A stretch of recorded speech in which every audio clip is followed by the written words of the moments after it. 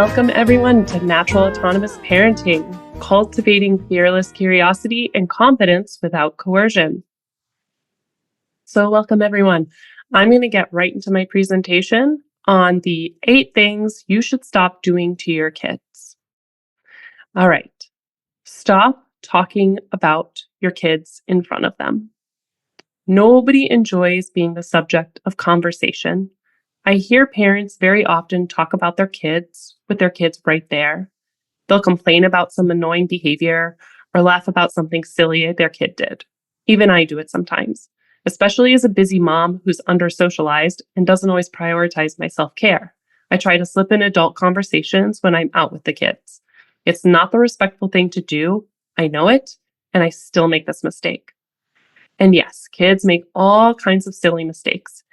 They say and do funny things, and we want to laugh about it. And sometimes we want to share it with others. But would you want your partner bringing up at a dinner party how you put your shirt on backwards? Or even worse, bring up something that they find terribly annoying about you because they're wanting to vent to their friend? This would be wildly inappropriate. Your kids can hear you just the same. Often they hear and understand far more than we give them credit for. Of course, we can share in our children's laughter when a funny thing happens. But if you want to tell people about it, please wait until your children are elsewhere or make an adults-only date so you can get the empathy you need. Definitely do not complain about your kids in front of them. This will make them feel shame and embarrassed. When we're the ones who are supposed to be helping them navigate this confusing and challenging world, when they do hear you complain, it'll also give that particular behavior more power. Because if your kid knows just how annoyed you are when they throw the snack on the floor, they'll do it more often just because they're curious, maybe even uncomfortable about your reaction.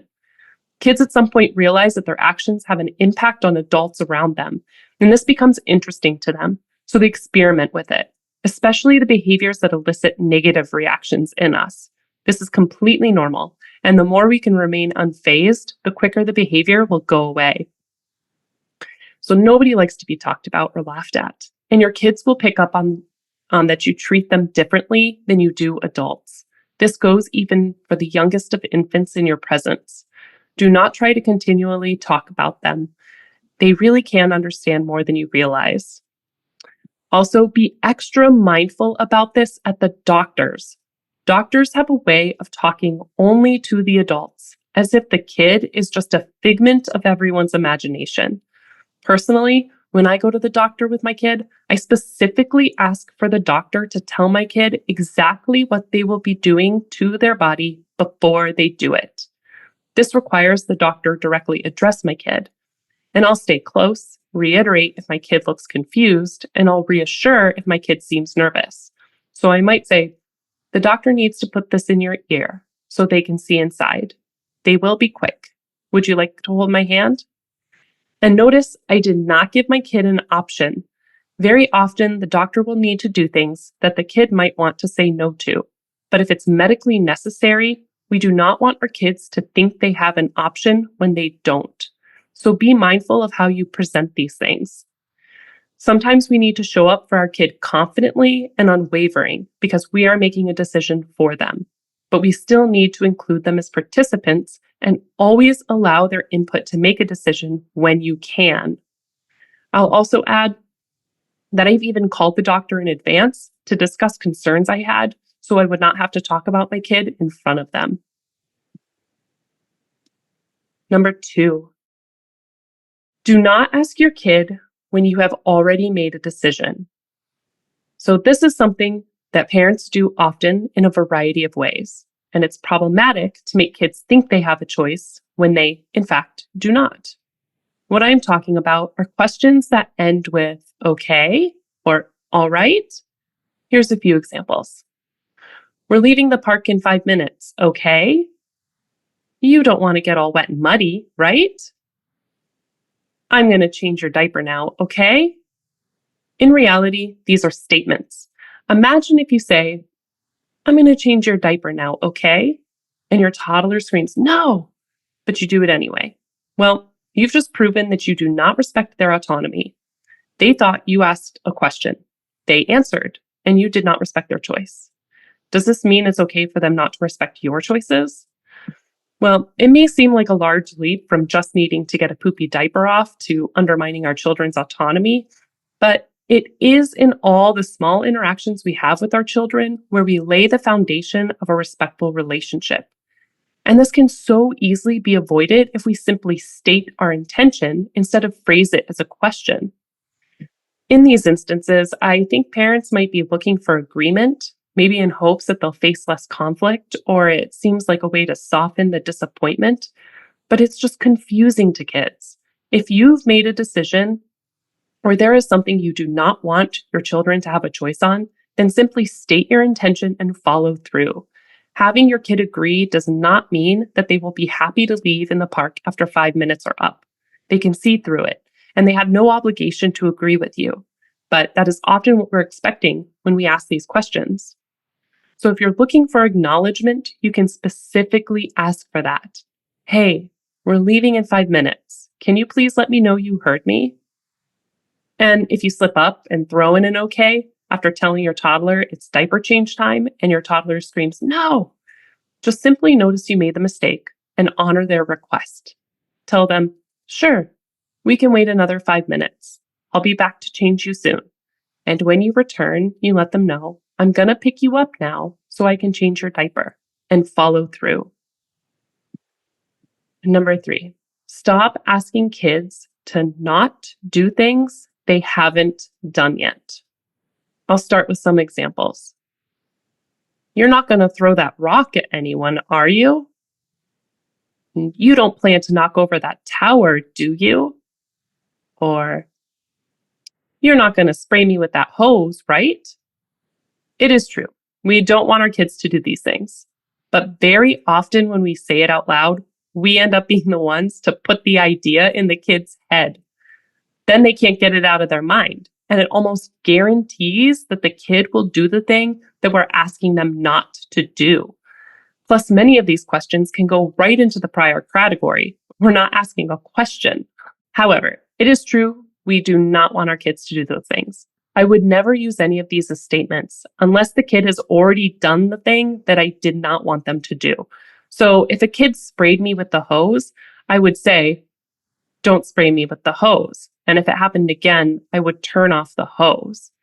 And if you're concerned about your kid doing something like this, there are ways to address it without them getting to obsessively think about it. So for each one of these examples, instead, I would say, that rock is heavy. Please keep it low to the ground in case it falls. Or if you know your kid loves to throw rocks, give them the option to do it safely. You can go over to that tree away from everyone if you would like to throw that rock. Or instead of, you don't plan to knock over that tower, do you? You can say, please walk carefully around other people's hard work.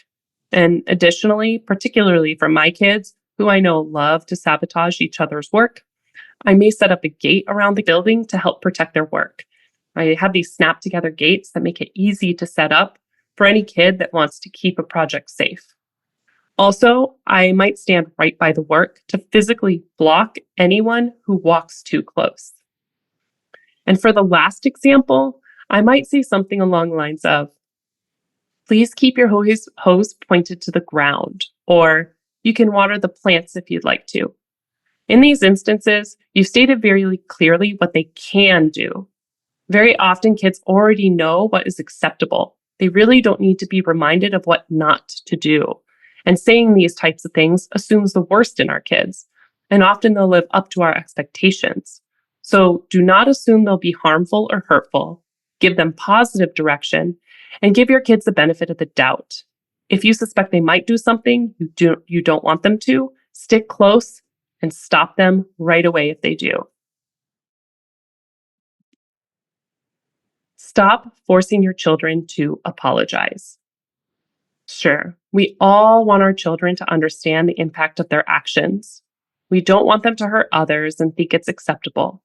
But I ask you, what benefit is there to forcing your child to say, I'm sorry? Do you really think that children will actually feel sorry just by saying these words? When you force children to say sorry, your child is learning that insincerity is okay. So long as you say the appropriate words, it does not matter how you feel. And I'm sure we've all experienced a phony apology that didn't feel authentic. I'd rather the person not bother at all. So by forcing it, you're encouraging your child to say things they do not mean. You're basically teaching your children it's okay to lie and to betray their genuine feelings and say a few words to make someone else feel better. Not only is it essentially encouraging children to say things they don't mean, your children may even come out thinking it's okay to hurt others, and saying sorry will absolve them of all their misdeeds. So what you should do if kid hurts another kid on the playground, well, maybe someone pushes or throws sand at another kid, you apologize to the other kid. Of course, stop your kid if it's about to happen again, but apologize to the kid that was hurt. You simply say, "He threw sand at you. I'm sorry that happened."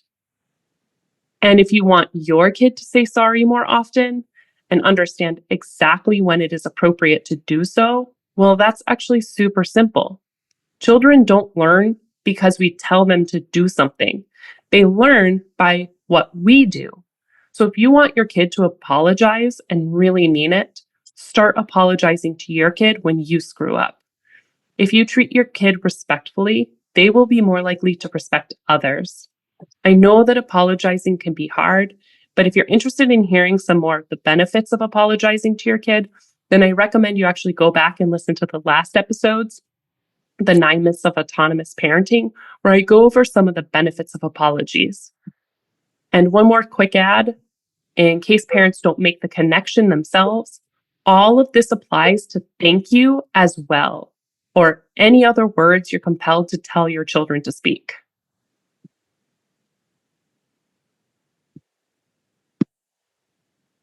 All right, number 5, do not ask your kids a question when you already know the answer.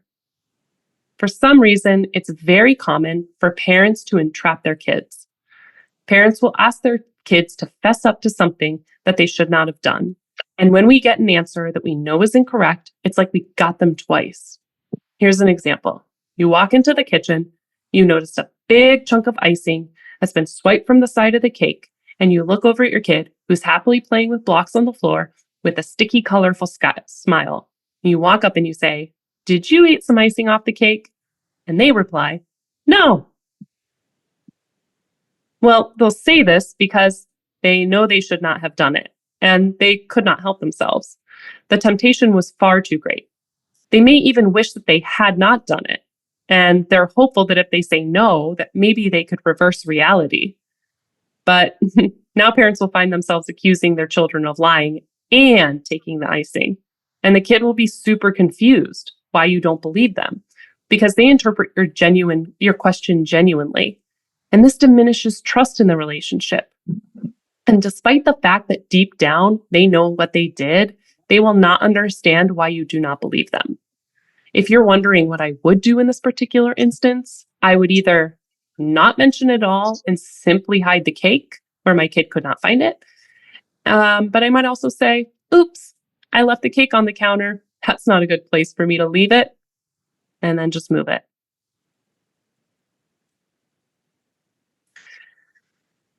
All right. The next few items will probably stir up a lot of controversy, but hopefully I make a decent enough case to convince at least some parents to stop doing these things. Stop potty training your kids. And no, I'm not saying that you need to wait for a specific age. You heard me right. Don't potty train your children. Don't pressure them to sit on the potty. Stop making a big deal when they use the potty. Stop giving them stickers or other rewards when they use the toilet. And do not diaper shame them or say things like diapers are for babies to encourage them to use the potty. Let it go entirely. Moving from diapers to being totally self-sufficient on the toilet is a natural process. Children will see us using the potty, and they will follow our lead when they're ready. You can set up conditions where your child is free to learn and practice using a toilet, like putting a child-sized potty seat in the bathroom, and let them initiate using it. And why? What's the harm, you ask?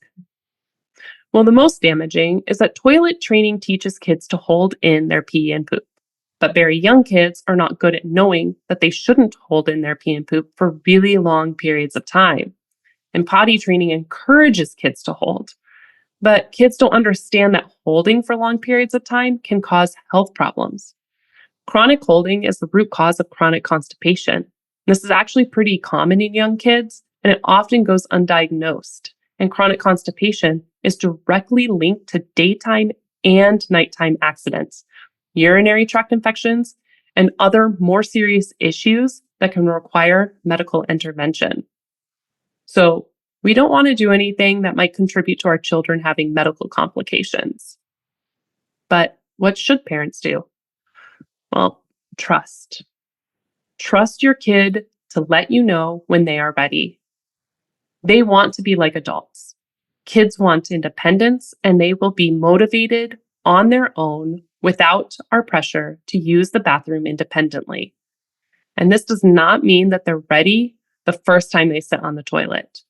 They're ready when they can realize they need to go, they can hold it for long enough to make it to the toilet consistently, and they need to be mature enough to be able to stop what they are playing with, to take the time to go to the bathroom, and they need to physically be capable of pulling their pants on and off and able to wipe themselves.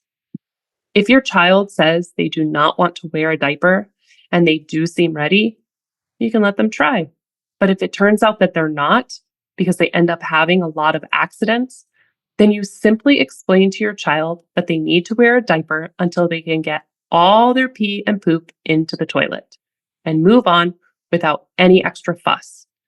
And if they're upset about it, then you can empathize with them. Getting frustrated or shaming or making them feel judged will only complicate the issue, possibly delay their progress, and increase the possibility of medical problems.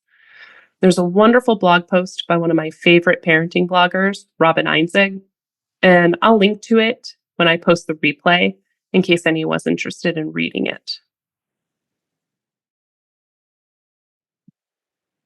All right, number 7. Don't prop, sit, stand, walk your babies before they can do it on their own. Emmy Pickler was a pediatrician from Hungary who opened a residential nursery in the mid-1940s. You may recognize this name because it's the same as the one given to the famous Pickler triangle that is, for some reason, often credited as a Montessori toy. But it's actually designed by Emmy Pickler and adopted into the Montessori educational model. Anyway, in her work, she noticed that infants who were placed into positions before the infant was able to get into that position on their own were more clumsy. She dedicated her life to understanding motor development and realized that children develop more agility when caregivers do not interfere in any way with the child's development. So this includes propping infants, holding babies' hands to stand or walk them, sitting babies in chairs before they can sit up on their own, and even using any type of container. So a container is any item that restrains an infant.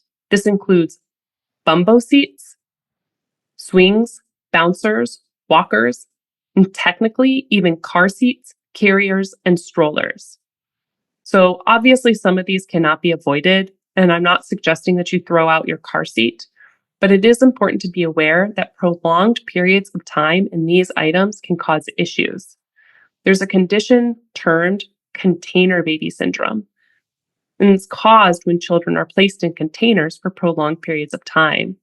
Container syndrome can cause movement problems, skeletal deformities, and is even linked to speech and cognitive delays.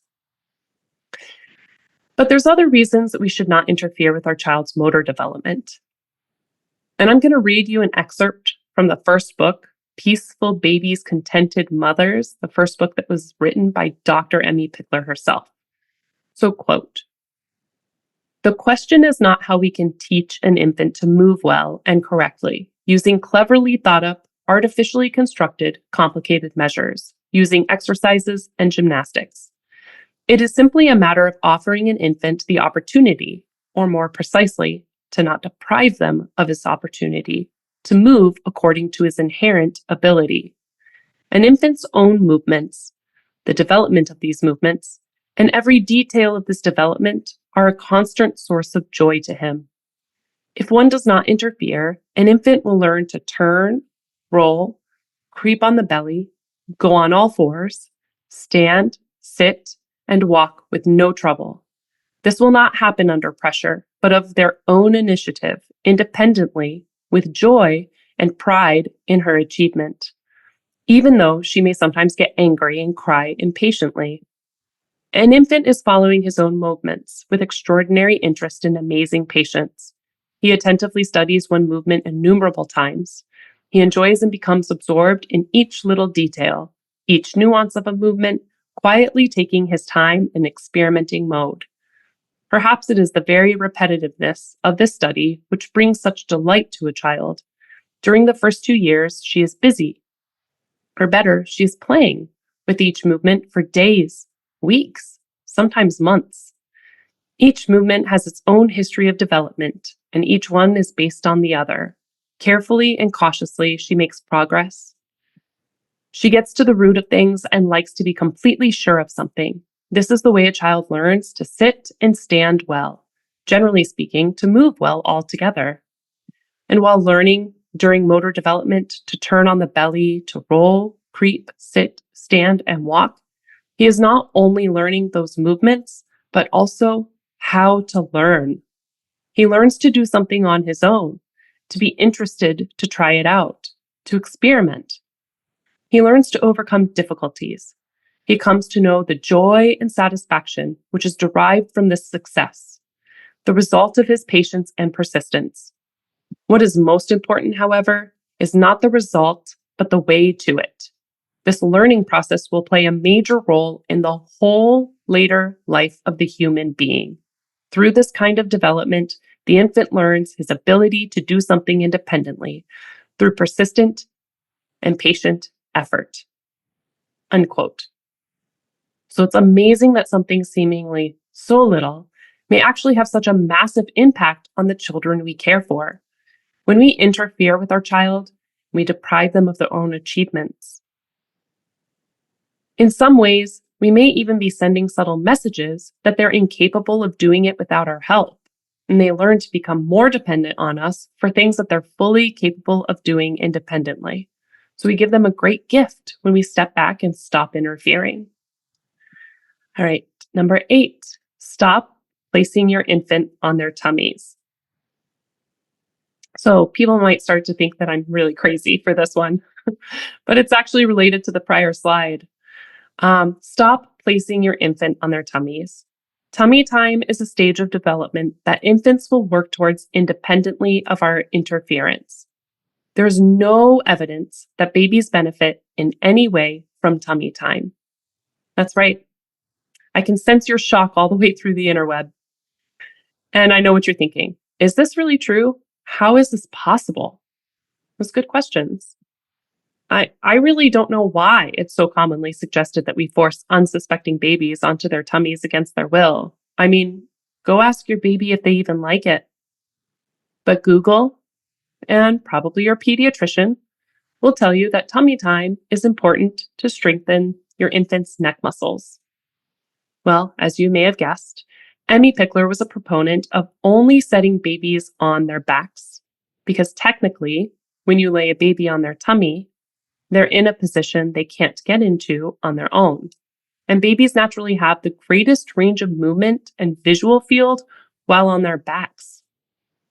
From their backs, an infant can begin by rotating their head from side to side, move their arms and legs, and while their movements are jerky and uncontrolled at first, the baby is able to observe their limbs. And over time, infants learn that their arms and hands belong to them. Slowly, the infant gains control over the movements, and they're able to move more intentionally.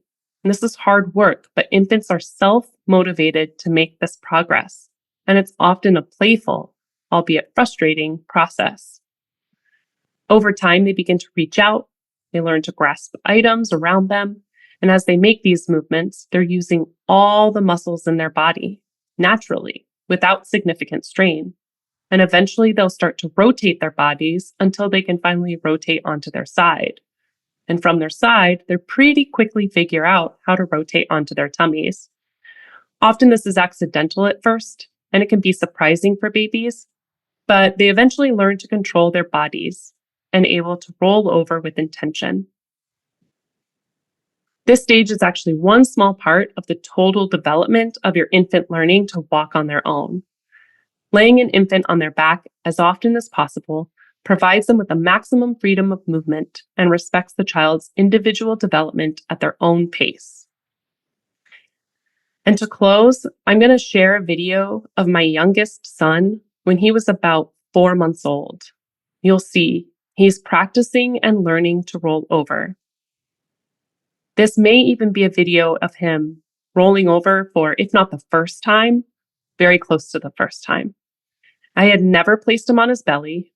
You'll see how he is still motivated naturally to invest time and effort into flipping over, and how he has the strength he needs to do this successfully on his own.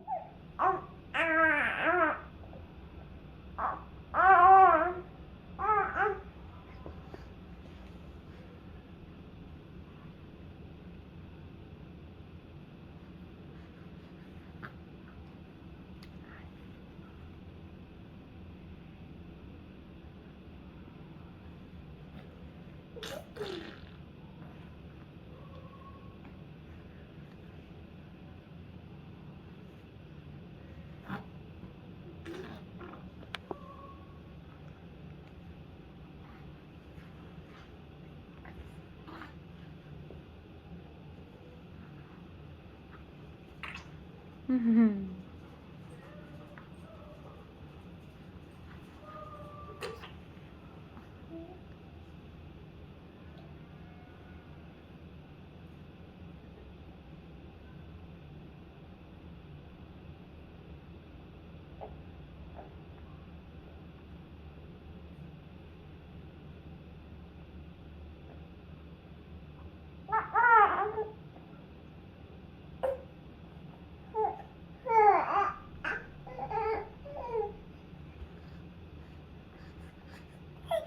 Yeah.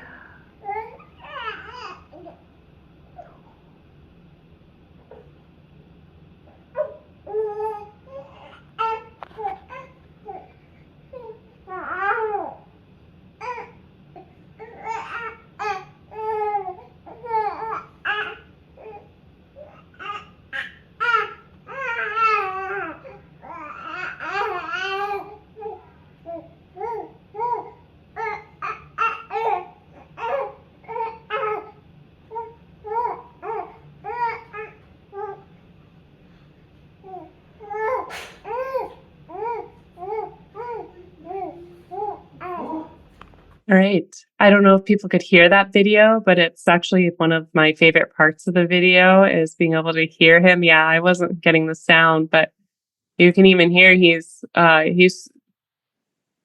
struggles a bit, and it's kind of tense to listen to because you almost want to jump in and help him and you want to interfere, you want to help him either, nudge him over one side or nudge him over another side. But he gets there and he's so proud of himself when he does. That's the end of my presentation. And if anybody would like to log on and say hi or has any questions or wants any more clarification, feel free to speak up. Yeah, I really appreciated all of that. That was great. And it's makes me feel better about the tummy time thing because I haven't been doing a lot with him. And I was kind of starting to feel bad, like, oh man, he's not going to be developing soon enough. But I have noticed, I love that video. I couldn't hear it either, but it's like the whole time you watch it, you're like cheering him. I was cheering him on. I'm like, oh, he's almost there. He almost got it. Because I see my son doing that a lot too when he's on his back, like getting onto his side. But he's not quite on his belly yet, but he's getting there without having a lot of tummy time. So anyway, I appreciate you sharing all that. That makes me feel a lot better. Yeah. Oh, that's so great to hear. Yeah. He will get onto his tummy on his own, and he'll be so happy when he does.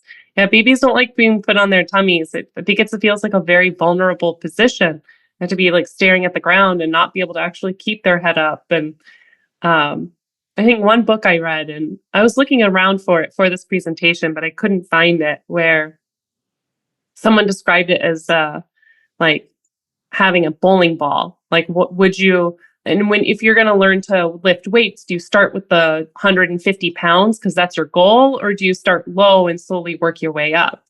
And you're not going to, start with the 150 pounds if you're looking to get there. You got to work up to it. Yeah, yeah, it makes sense. I wanted to say two things. One, I didn't know about this style parenting when I had my oldest, and the pediatrician was like, "Don't forget to do tummy time; it's really important." So I thought that was part of things. So one of the things I was supposed to do, and one of the houses I lived in when he was like what 2-3 months old, had hardwood floors, and I put down some puffy blankets to soften the floor, and I put him down on his tummy, and he was really pissed off, like he was upset. You could tell by the noises he was making, and at one point he slammed his face down into the floor really hard. I went, "Oh no!" And then I thought, okay, he looks fine. He was not happy about it. And I thought, okay, well, maybe he'll learn. And like just like 2 seconds later, he did it again. I was like, okay. And then I picked him up and didn't put him on the floor for tummy time anymore because it felt like it was just not safe. And the other story I wanted to say was with not interfering and watching them struggle through a problem. Again, this was with my oldest, same house. He was trying to get down the stairs, and there was a part where his room was like up in like a finished attic area, and there was a very short flight of stairs. So it was only like 2 or 3 stairs to a landing. So I was sitting on the landing underneath him, and he was trying to figure out how to get down the stairs. And I have a video, like it probably took 7 minutes, where first he tried to go down head first and he was like, wait, no. And then he tried to go feet and side, but then he gave up and he was trying to figure it out. And finally, when he finally got down that first step, the noise that he made was incredible. He made this, like, he was so happy and proud of himself. And I would have robbed him of that experience if I had stepped in and helped him. He wouldn't have felt that same pride from like figuring it out on his own and struggling through it. Wow, that's awesome. I love that. If possible, I'd like to ask a question for a friend who was not able to log in today, but Yeah. I know that they're going to be watching the YouTube of this. So he and his family have been going through some very major life events, which includes sadly a divorce and moving, and they have experienced some pretty serious potty training setbacks with their 3.5-year-old. And he is just, understandably very frustrated. And he has the feeling that, it's the kid showing his displeasure with everything, which I'm sure is true to a huge degree. But I was wondering if you could sort of expound a little bit more on sort of the potty training ethic and why it doesn't matter, just to kind of help solidify that for him, and especially given the nature of their circumstances. I was wondering if you could expand on that a little bit more. Sure. Yeah, so that's really challenging. This is a kid that's been potty trained, and now he's probably having a lot of accidents, or what the parents are seeing as intentional going potty around the house sort of a thing. That's really common. It's a control thing. The kid feels really out of control, and what it really comes down to is parents cannot control certain things in their children. They can't actually control whether the kids pee or poop, or they have no control, and the kids figure that out pretty quickly. So when they're stressed out and things feel really out of control for them, they're going to do that. Same thing with eating. You can't really force a kid to eat. And the more energy we give it, the more more agitated we are about it, the more persistent the problem will be. And it's tough to say because I am not sure what circumstance this kid is in, but a lot of times one of the hardest things for parents is making that decision of potty training because schools require it. Some schools will actually require that children not be in diapers by a specific age. And if that's the case, it's really hard. Sometimes you can get exceptions, and it might be worth asking for an exception in this case, but you gotta really kind of step back and giving it your frustration and your energy and your anger, because that's going to perpetuate it. Might consider going back into diapers or pull-ups and just being very casual. Maybe even, I'm a huge proponent of apologizing. So I would probably apologize and say, hey, you know what? I haven't exactly always handled it really well. It's okay to have accidents, and I'm sorry this has gone the way that it has. And it's time that I think we should probably wear diapers. I think you should probably wear diapers a little bit now until we can make sure you get all your pee and poop in the potty. And then just leave it at that. And there's no shame in that. I mean, children usually learn to go to the bathroom in the potty independently somewhere between the ages of like around 3.5 to 4, 3.5 to 4 on their own. But once you've added the complication of potty training, there's kind of a lot of backtracking, and then you have to rebuild trust with the kid in that department, because the kid's not necessarily going to trust that you aren't going to get angry with them, or that you're not going to get frustrated with them. And there's probably a whole host of things too where the kid needs more one-on-one time, and just their lives are upside down. So that's really tricky. That is really tricky. Yeah. So probably focus way more attention on just sort of spending that quality time with the kid to try and, I guess I would imagine trying to give him as much control over things that you can allow them to control, and just sort of focus on rebuilding the relationship, and really putting the potty training on the back burner, like just not even address it really, or address it. But yeah, okay. I see what you're saying. Like, yeah, as an apology. Okay. Yeah. That's great. Thank you. Yeah. Yeah. Lee, I saw you unmuted there for a moment. Would you like to?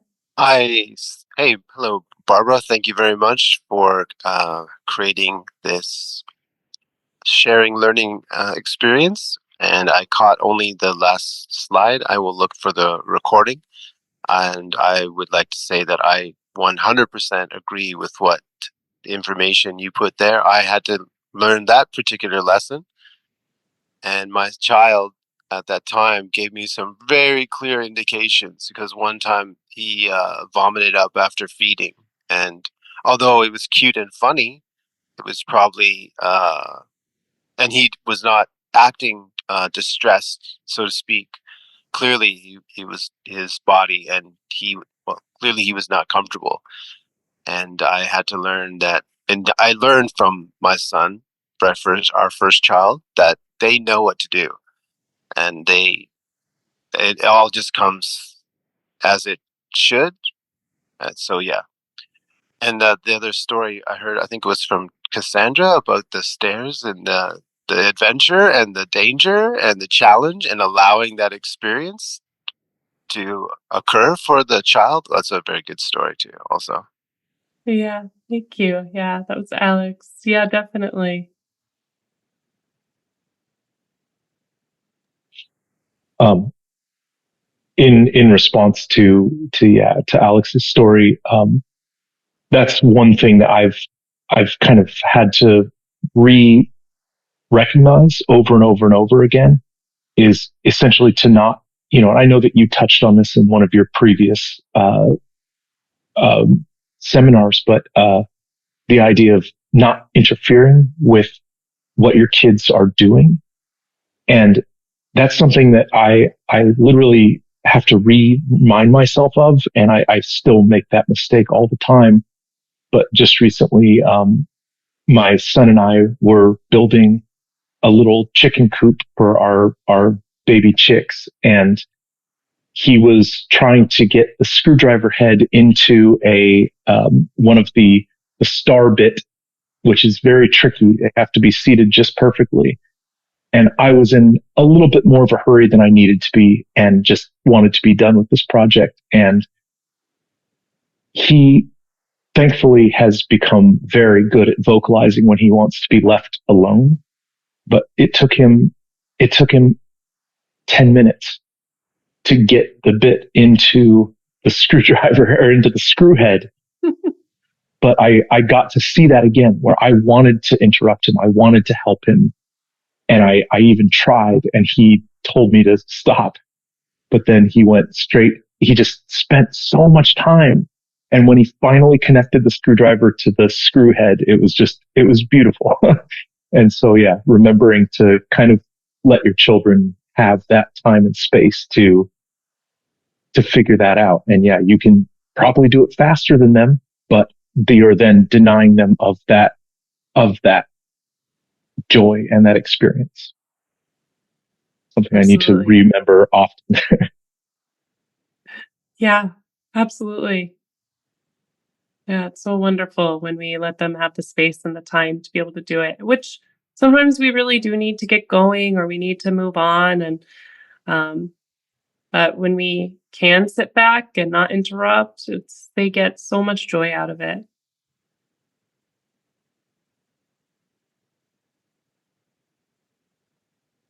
Real quick, if that's okay. Yeah, of Let me. course. I'm right in the middle of dinner making here. Uh, to touch on the subject of the person who's not here, I thought it might be worth it. I've been in the position where I was a single parent, was with my first son, and I mean everything was fine as far as with the dad and everything goes. He's got a great dad, but for the most part, I was a single parent, and when it comes to that, you have to eventually, unfortunately, I had to go back to work early, and then people have to watch them eventually and things like that. And uh, today, he's basically justified how I raised all three of my children. So I feel fine in saying this, that at a certain point, um, obviously, doing and they will mimic, of course. That's always how it's always going to be. And so same thing with going to the restroom. I couldn't, it was hard for me to teach my son how to use the restroom.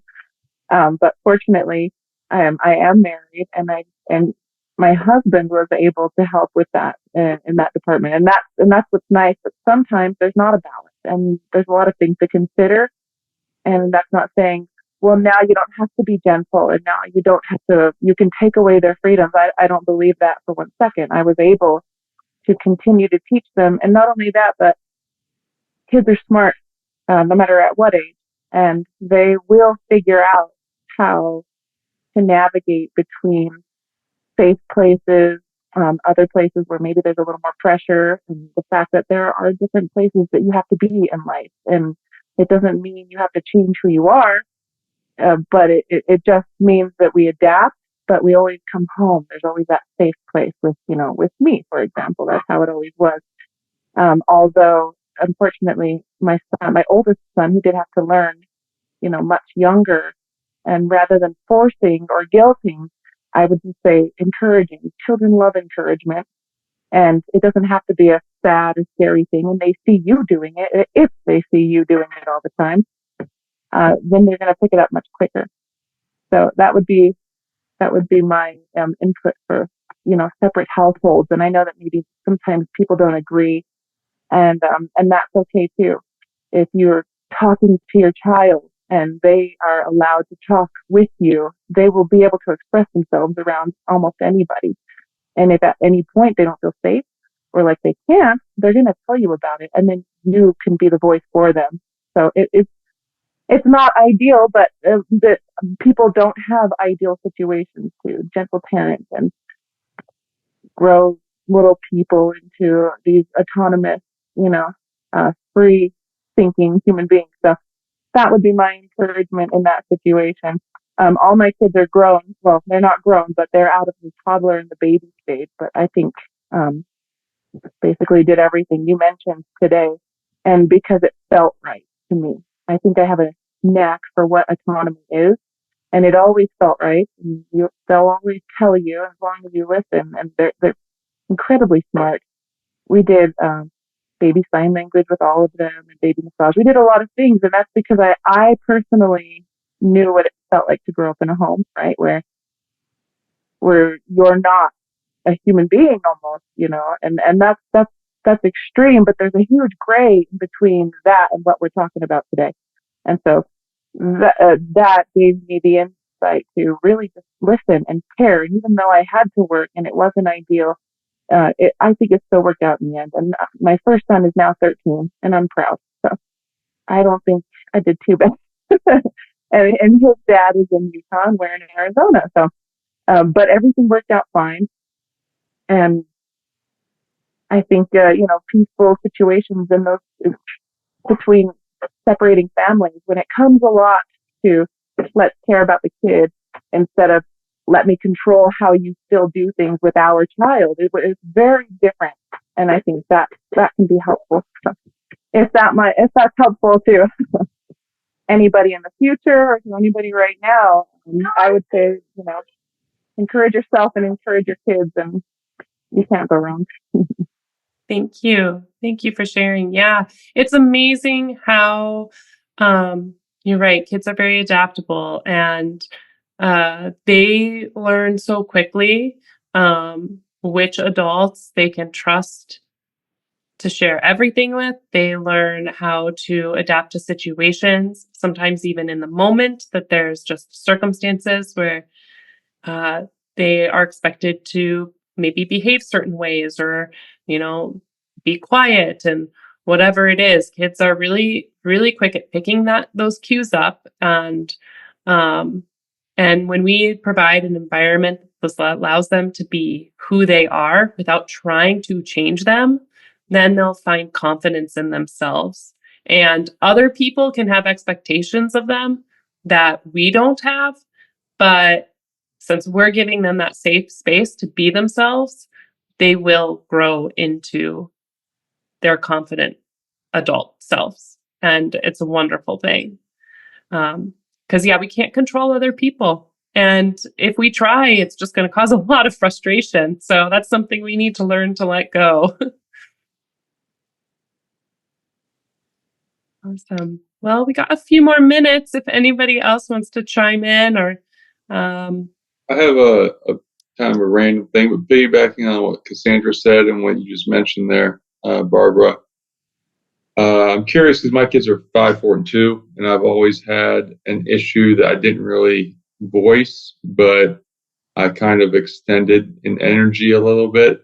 That car seats are just kind of training wheels to be programmed and have a lack of autonomy in all of life in every way. And I don't really have a question except for just, do you have anyone who has older kids? Do you see that had an effect on any level? Or Barbara, do you have any advice for how to deal with that? I mean, I'm fine with my kids being in car seats in a long ride or on major roads or highways, and I'm very strict about that just because of safety. But in general life, especially infants, I feel like it's constrictive more to the soul than it is even to the body. But anyway. Yeah, so there's a few things there. It's hard when we're going on long trips, or if we're going on trips with especially young infants, because they don't always understand why they're being put in this space. And I would say, and they're like physically restrained, but I mean, considering safety, sometimes we need to make decisions for our kids that might um, keep them safe. And whether that's a car seat for you, if you think that's the most important thing, or whether it's a medical procedure, there's infants that need to be, um, they're born not being able to be right next to their mothers. And I really want to believe that's okay. And that child is not going to be permanently damaged. They might be different for that situation, but I think they can get through it. So when we need to restrain them in certain ways for their health and their safety, it's sort of a protective use of force. It's important. And I think they do learn that we're doing it from a place of loving, caring. The other thing I want to say is I went to Panama, the country, a while back with my kids. My two oldest kids. My youngest wasn't born yet.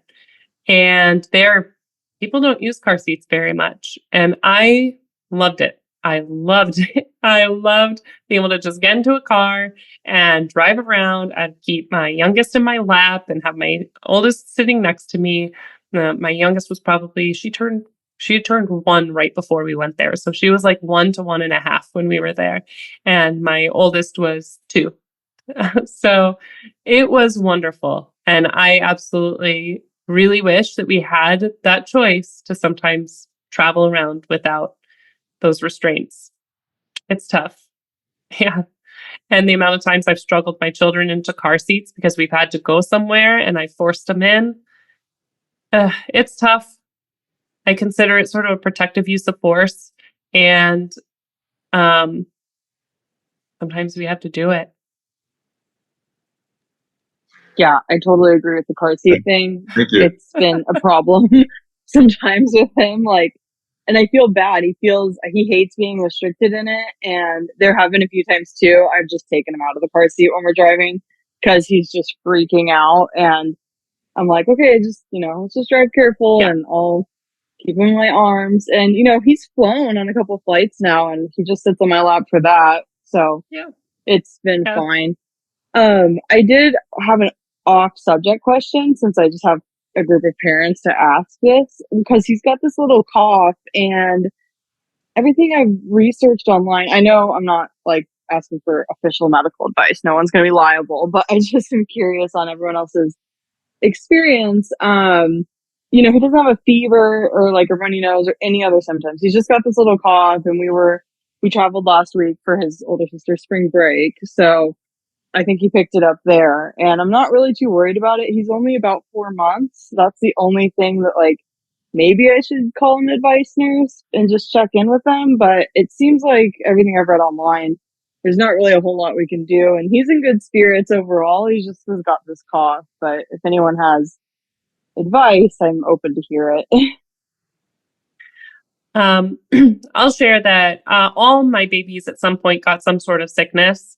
And not only that, at some point I ended up with, they tell you if your child gets a fever over, it's like 103 to bring them to the emergency room right away. And that happened to my first child. I brought them in and they acted like it was nothing. I think we were sitting in the waiting room for like 3 hours before I just went, never mind, I'm going to go home. And by then his fever came down a couple degrees anyway. Anyway, unless he has a fever, I doubt the doctor's going to do anything. That's what I thought. Yeah. They can't really give him anything.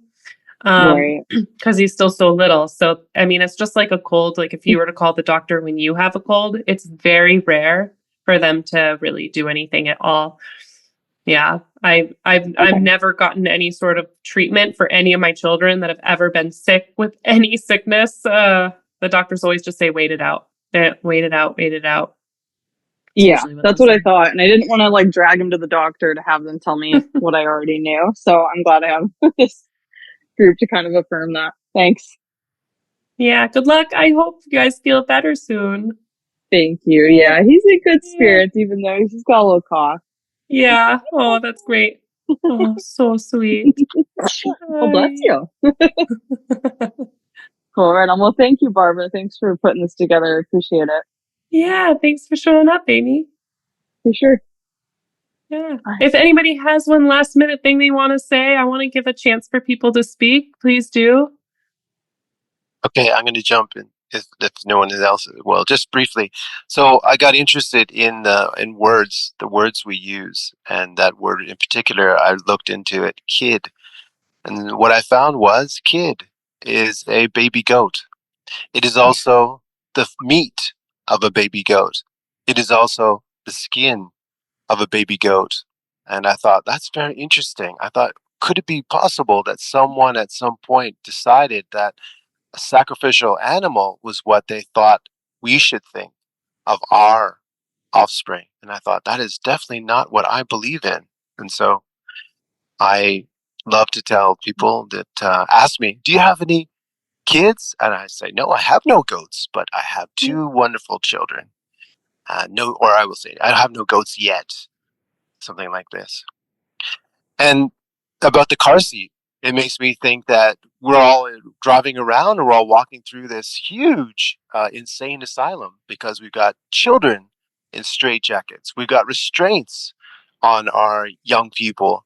And as you said with your story of Ireland, and other parents have said, that it's not a necessity always, but we've been encouraged to treat our young people this way. It's quite a thing. Thank you. If I could piggyback on that, Lee, that's so beautiful. I heard quite a while ago, years back, that researching sovereign law, children actually meant ward of the state. And so I would call my kids kids. And then I always felt a little funny about that. At first, Baphomet, but then I was like, I'll get past that. Just as a good word. And I've been looking for something better than that. So if anybody has any suggestions on how I should speak about my offspring, please let me know. But yeah, it's funny the words that get implemented into our lives and we pick up and then we proliferate and we're not really sure exactly why. But thank you. Consider offspring. You are the spring from which they flow, and therefore we also, and therefore we go back and we are connected way back to all our people that came before. And therefore, we are also connected to what? The source of all life, right?